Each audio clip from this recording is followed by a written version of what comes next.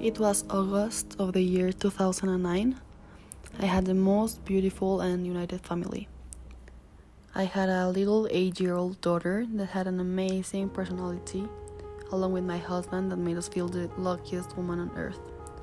One day, a Wednesday to be precise, we went to the supermarket to buy some food for my daughter's birthday party, which was that weekend. She was so happy and excited because she had a lot of friends that were attending. Our house was prepared for having 40 little children running around, screaming and laughing. It was going to be amazing. But the worst day of my life arrived sooner than the party. On Friday's evening, the most horrible human being entered my house and took my little girl away from us. I didn't even hear a noise, so I realized she was gone by the moment I woke up and saw her room empty. I started having a panic attack, and my husband called the police immediately. We were so afraid of what would happen to my beautiful 8-year-old baby. There had been rumors of a man kidnapping children in our city, but we never thought it would happen to us. After 5 days of police investigation, someone knocked our house front door, and I didn't want to open because of how scared I was of receiving the news that would end my life. But unfortunately, it was. My daughter had been raped to death by a 52-year-old man, which had done the same thing to other 6 little girls. That day I knew that my life would be miserable. Who would do that to them? How can there be such horrible people in the world?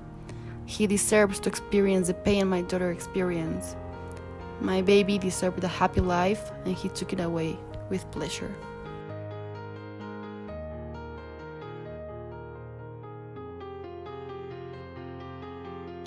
I can still feel the pain as it was yesterday. It happened right after Christmas of 1998.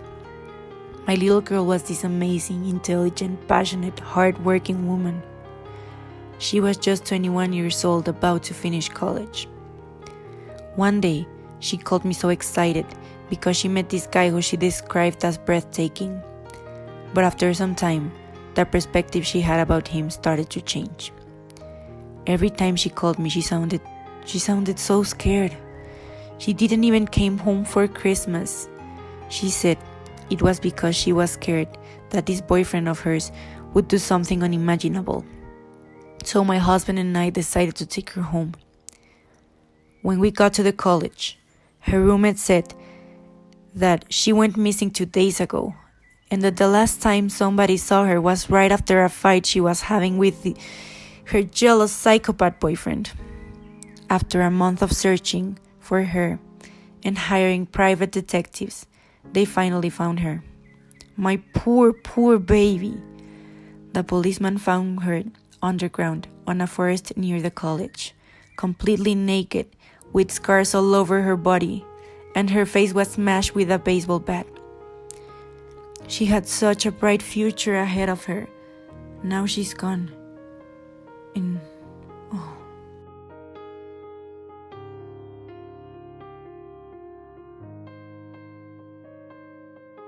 It was November of the year 2012. My son David was playing the piano, while my daughter Sophie was playing with her dolls. My wife and I were preparing dinner as usual. When we finished, we asked for their help to bring the dishes to the table and the food as well. During dinner, I asked my children how they had done at school. Both responded me with a clear gesture of tranquility and well-being. While we were having dessert, I gave my children the best surprise a kid their age can receive. In the next holidays, we would go to Disneyland for the first time. That drove them crazy, and at that moment they both shouted and hugged us. It was, without a doubt, one of the best moments of my life. I had saved more than 4 years to make this trip a reality. Together with my wife, we work with a lot of effort and perseverance to make this surprise happen. However, life positions you at different points throughout your life. The day arrived.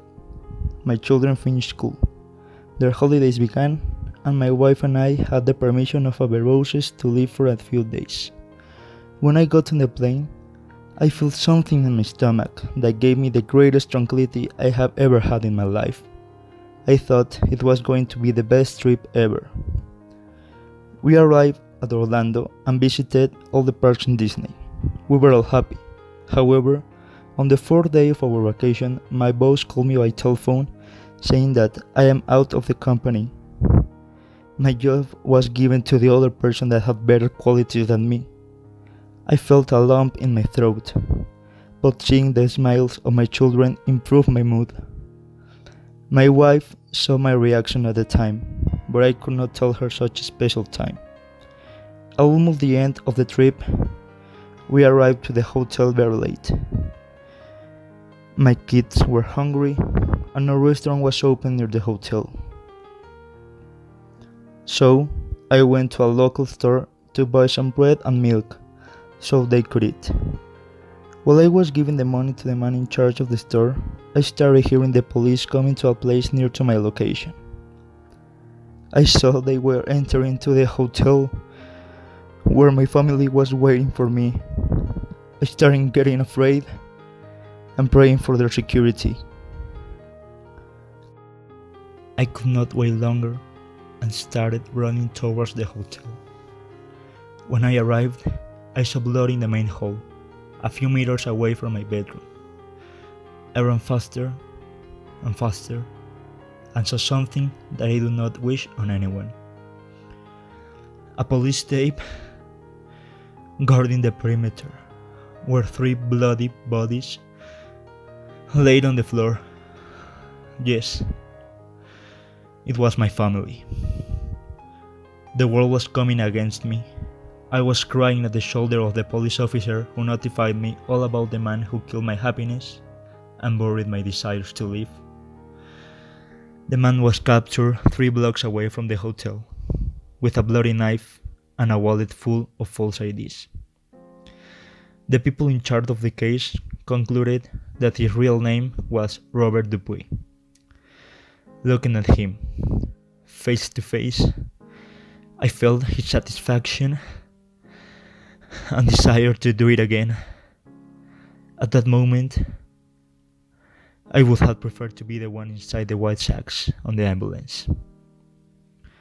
The trial to determine his sentence continues to this day, with the man at liberty and me fighting for a just and exemplary punishment.